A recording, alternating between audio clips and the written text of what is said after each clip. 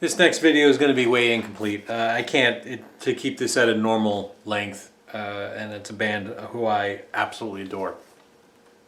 That's Ween, and got to see Ween live, Irving Plaza. Irving Plaza was just a fantastic venue for me because for some reason nobody would show up on time in Manhattan and nobody would walk up to the front. So every concert I saw at Irving Plaza were front row standing areas, or pretty close to it, you know, maybe 2 or 3 people back, but there they were, right there, Ween. The only regret about that one concert was Marissa and I both went, and either we'd worked a full day or we had to work the next day. So it was already about 12:30 a.m. and they just finished up the show and they were going to come out probably for an encore. You never knew, but of course, yeah. And I knew that they would do LYLMP. Those in the know, you know what that stands for. And yeah, I also know that their encore of that would be 30 minutes long. And there was just no way. So we already had to take, a subway transfer and take another subway to get to the car that we parked in Queens. Because of the way the concert was, I couldn't just drive right into Manhattan, and then take the car from Queens out to Suffolk County. It just wasn't going to happen. So one of my regrets is not being able to see that encore. I'm sure it was great. Ween. Ween is probably problematic at this point because it was, one, they're from New Hope, Pennsylvania, exactly where Bam Margera is from. So if you liked Jackass, this is not dissimilar. And same thing with Bloodhound Gang. I think also we're from that area. So not dissimilar. So you've got the gross out boy humor. And it's adolescent toilet humor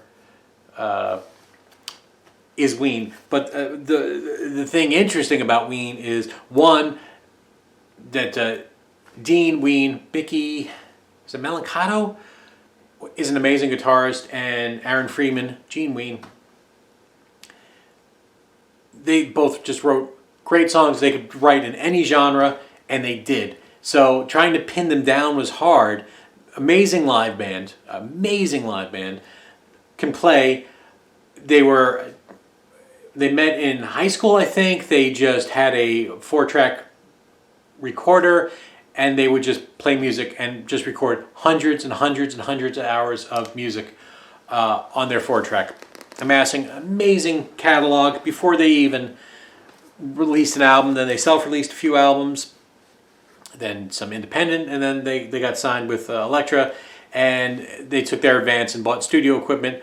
They got an ADAT, which is sort of like a digital recorder, but I think it used VHS tapes as your tape transport, but so they'd record digitally 8-track, and then I know the album Chocolate and Cheese was recorded in like in a not even a studio. It was like commercial real estate property. It was like an office building, and that's where they recorded it. They rented one of the offices and recorded at night on their own. So because of this. They were dirt poor. They played with a drum machine for the beginning of their career. They would do stupid stage antics. They would ask anybody, you know, hey, bring us a sandwich, and they would eat it, and they would drink anything. And wait a minute, isn't that dangerous? Yeah. And couldn't it have been spiked? Yeah, and it was often. So out of control. Not frat boy humor, but I mean, you know, it's so. Anyway, this album, God, Ween, Satan, loud, shredding kind of guitar work on it. Kurt Cobain covers Tick on Incesticide.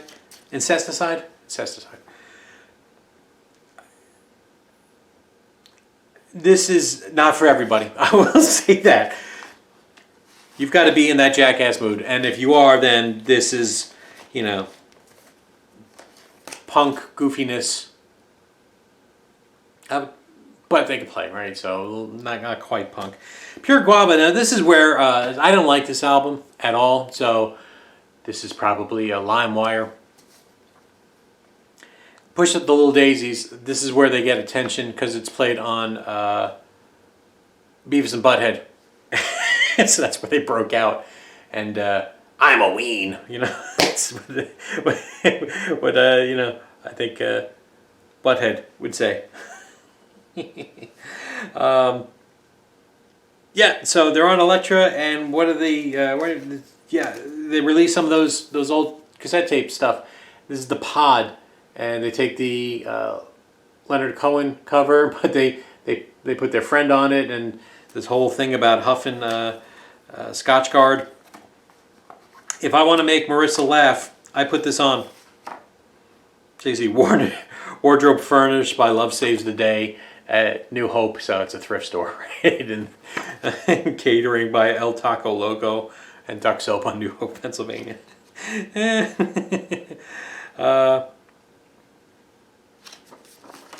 it says right at the top. Recorded by Dean and Gene Ween on a Tascam 4-track recorder between January and October 1990. All songs recorded at the Pod where we lived for a year and 10 months. Willer Cat Mandy. It's varied. I mean, this is for the collector. I love the Pod, but anyway, if I could put this on and make Marissa laugh especially with the song Pollo Asado, which is this kind of instrumental, but Dean is talking over it as if he's a taco shop owner and just taking orders, you know, and people would come in and they sound stoned, and he's doing all the voices at once. He's like, you know, I'd like a basket of chips. I'd like a taco, please. Can I have a large iced tea? Can you put the hot sauce in the taco? And you know, over this instrumental, it's worth it just to get that, and certainly listen to it online. But this, I'm not sure which came first, but I'm gonna assume Chocolate and Cheese came first. This album is a real album. This album, every single song sounds different, and it's a different genre of music. Amazing playing on this album. It's you still got the Jackass vibe here, right? But this is where I picked up and figured out, you know, oh, I should listen to these guys with the song Freedom of 76, which I played at my wedding. And that's a Philly soul song. And it's about Philadelphia with Freedom of 76, and one of the part of the chorus is Mannequin was filmed at Woolworths. Boys to Men still keeping up the beat. It's a song Spinal Meningitis Got Me Down is this weird art rock thing that's it's so off-putting about a kid dying of spinal meningitis. Also the song Mr. Would You Please Help My Pony? He's eating bark but not the leaves. Drifter in the Dark is a country song, and then Buenas Tardes Amigo is this, you know, Sergio Leone kind of epic song. Tear for Eddie. But then it's got songs like the AIDS song, which is just, it sounds like a carnival song, but the lyrics are AIDS and HIV. So, again, with your goofy boy, Jackass type of humor. Here's 12 country golden greats with 10 songs. They go to Nashville, they record with, I think, like Elvis's band, certainly Nashville Session Men. And this is just an amazing played album.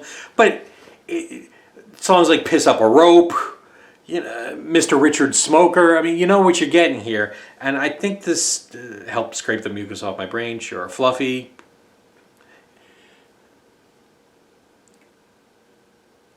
I think the story is they were going to do 12 songs, but 2 got cut. The Mollusk is a great album. They recorded the whole album. Their house gets flooded. The tapes get destroyed. They have to re-record the entire album again. So they're on shaky terms here. Concept album about the sea and things around the sea. So it's got some sea shanties in it. It's got the fantastic prog rock epic Buckingham Green. The Mollusk is also kind of a proggy song with synthesizers. Mutilated Lips is the Golden Eel, man, Cold Blows the Wind. This is a fantastic, fantastic record. It's also got the song Ocean Man. Ocean Man ends up inspiring SpongeBob SquarePants to be made.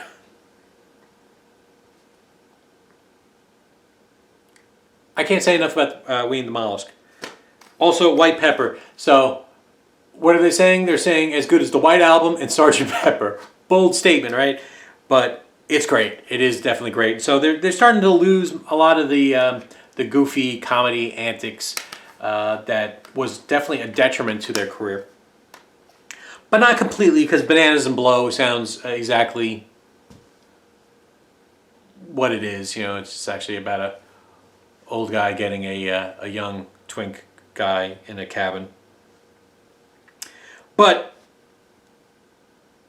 every other song is an actual song. Exactly Where I'm At is just amazing. Flutes of Cheese amazing. Even If You Don't's amazing. Even Bananas and Blow is amazing. Stroke Race is just a great rocker. Ice Castles is this weird off-putting, like the tape is wobbling kind of instrumental. Back to Bassum is good. The whole thing is. This is a fantastic album. If you're gonna grab an album, I think White Pepper is probably going to be a good entryway, along with the Mollusk, which is maybe. And then if you are a little more experimental, Chocolate and Cheese. Things are not going well. They're drinking, they're partying a lot, and Dean Ween, Aaron Freeman, is becoming like a full-blown alcoholic. He is having substance abuse issues. And so I think relationships, I think their wives leave them or something along that. So you're going to get this album, Quebec. People like this album. I don't. I do find it depressing in parts. It's missing the humor now. I don't get it, I guess. Yeah, I don't know. I think one day, because Ween fans say this album's great, I try every once in a while, and does not click with me. Postal La Cucaracha, so like I once again, this is probably a LimeWire special, or WinMX, or eDonkey. I mean, there were a lot of good ones. I remember this being an okay album, and not much else. I guess at this point, always my issue as a music fan is, why listen to those okay albums when I can listen to the classic albums that really meant a lot to me and I think are great all the way through. So I just don't. Opposed to Shinola, which I think this is their last real album, which is not even a real album. This is taking old songs and reworking it in demos and outtakes kind of stuff. Yeah, this was released on Choco Dog, so they're kicked off their record label completely. La Cucaracha is their last actual full effort. This is Scraps. And speaking of Scraps, got some more Scraps here. Here's All Requests Live. They, I think, do a radio show, and they just ask for requests, and this is where they put together, they ask the fans, what do you want to hear? And so throughout their career, they've been doing this song called The Stallion, and you know, you'll see like part 2 on this one and part 4 on that one. Well, they do all parts, all together, all at once, in one big thing. So if you want to hear The Stallion in all 5 parts together, you need All Requests Live. And Demon Sweat, and Covered with Gas and Set It on Fire. That's definitely an old song. Awesome Sound, Cold Once Wind, Pollo Asado. So people are asking for some obscure ones, so that's cool. And like I said, they are a great live band. So this is a great play if you want sort of like a best of. Picking up live in Toronto, Canada with the Shit Creek Boys is this is the guys from Nashville. So it's of that time, amazing playing. I had a boot of it, but then I didn't need the boot anymore because this came out. This is, and also they did Piano Man for a second. Yeah. Ween live at Stubbs, another great live album, and basically a good best of if you need to try something. This is fantastic. They have also a video of one of the concerts. It's also a pretty good place to start if you want to like know what they're all about and test the waters. Here is live 1990 to 1998. This covers a whole bunch of different periods, including their real early period where it's just the two of them and the drum machine. So it's a little bit all over the place. It is great for fans, so I am certainly happy to own this. Here we go into some hard to find recordings. This is Axe as Bold as Boognish. This is one of their cassette releases from a long time ago. Definitely not for casual fans. Chocolate and Cheese Taster Demos. These are demos from the Chocolate and Cheese album. We've got the White Pepper demos. So I've got the demos from the White Pepper album. We got the Ween Bilboa, the Pod outtakes. So more songs from the Pod, different versions of it, rougher versions of it. So I even put the notes on it from this. It said, Chocolate Mike originally made these flax from a CDR obtained from a trustworthy source. I did very little to remove too much from the upper register, and I left all the noise in. So there is some tape noise. it's great. And then just general Ween demos and outtakes. This was compiled by somebody in 2004 with extensive track listing there with where these things came from. Does the humor translate now? Yeah, I mean it's still. I don't think there's anything too offensive. On the soundtrack to the South Park, live thing they did before the movie, there's a Ween song that is pro gay rights, but maybe it doesn't sound like it if you nowadays, but it was at the time. So what they broke up via interview. One didn't know the other one was breaking up with the other. Dean Ween has released a couple of solo albums. One of them was Rod McEwen covers, which, I mean, Rod McEwen's like easy listening is even hard to put it. It's this weird stuff you'd find in thrift stores. It's not good. And he did a whole album covers of that, and then he released another one called Freeman. And Freeman is the greatest Ween album that wasn't made by Ween. That album's amazing, and I've already talked about that album. I love that album. I don't have anything on vinyl because most of the stuff was recorded digitally. Some wasn't, or mastered digitally. I'm always a strong proponent of, if it came out in a certain source, that's where you should probably listen to it. So stuff in the 60s and 70s, you probably should listen to it on vinyl. And stuff from the late 80s to 2000s, you probably should listen to the CD of it, because that's what the format it was intended for.